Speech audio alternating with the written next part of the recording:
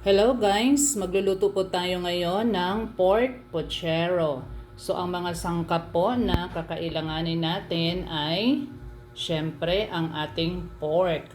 Ang gamit ko po dito guys ay liempo. So depende po sa inyo kung ano po ang inyong gagamitin na part.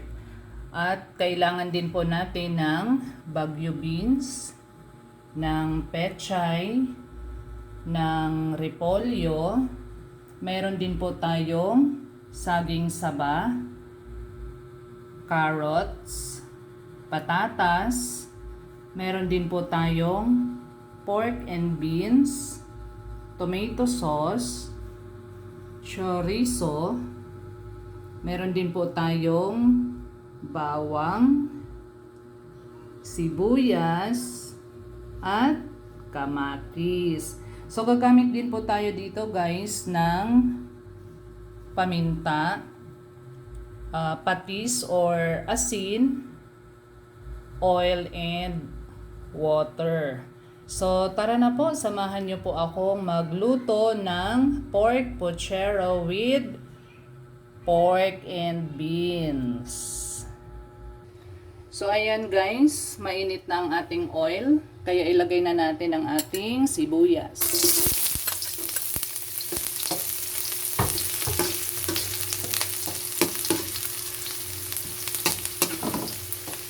Ayan, haluin lang natin saglit. Then, pwede na nating ilagay ang ating bawang.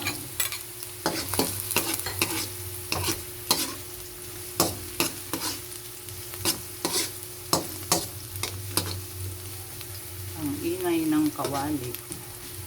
Isunod naman po natin ang ating kamatis.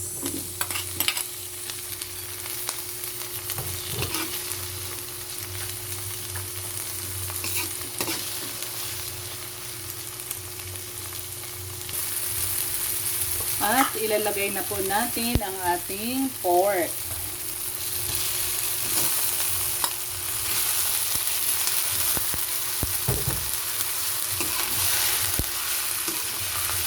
Haluin lang natin guys.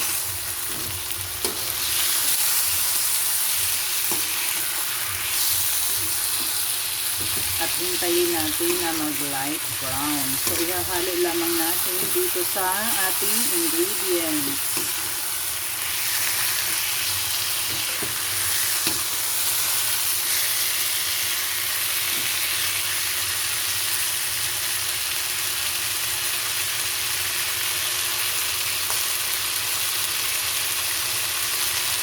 At ilalagay na rin natin ang ating chorizo.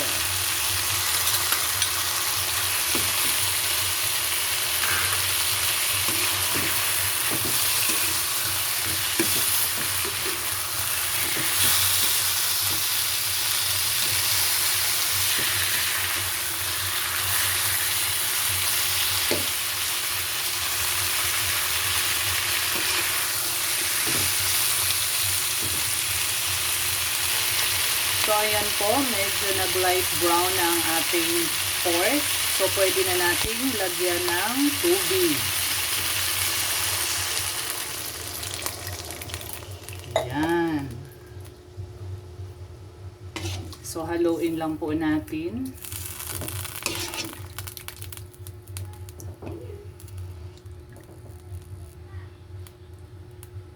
Ayan po.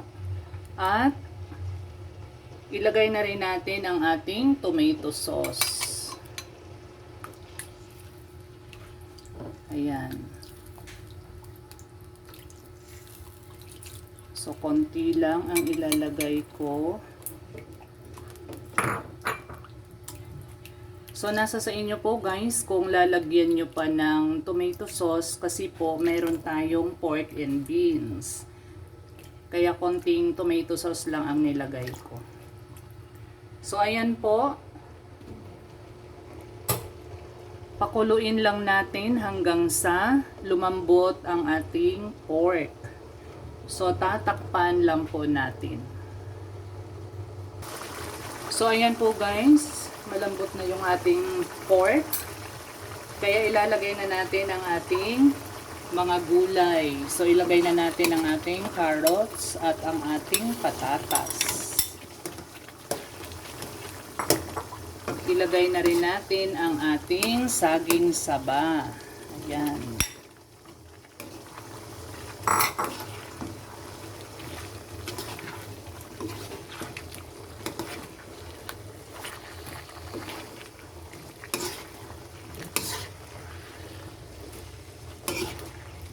So, haluin lang natin mabuti. Ayan po. So, tatakpan lang po natin at hintayin natin lumambot ang ating gulay.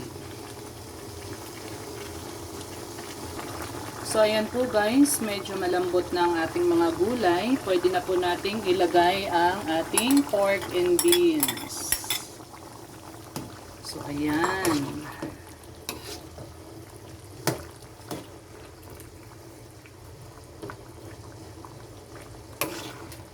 Haluin lang nating mabuti.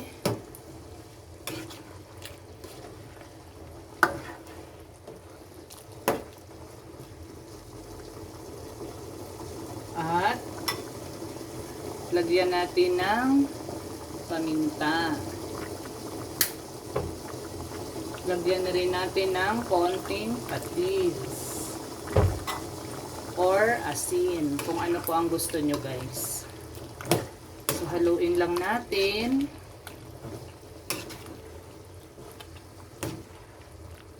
So, yummy yummy na.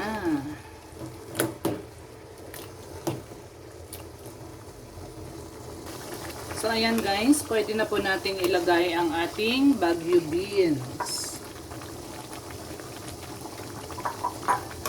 So, ilagay lang natin sa isang side. At ilublob sa ating sauce. Then, ang ating pechay.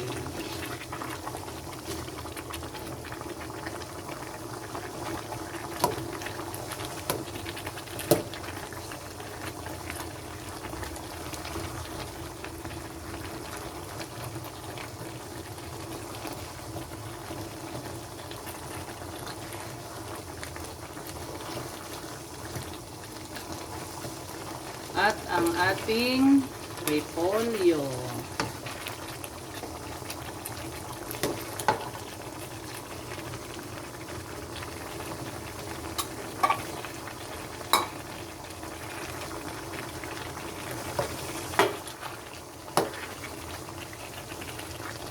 Ayan guys, ihalo lang natin mabuti.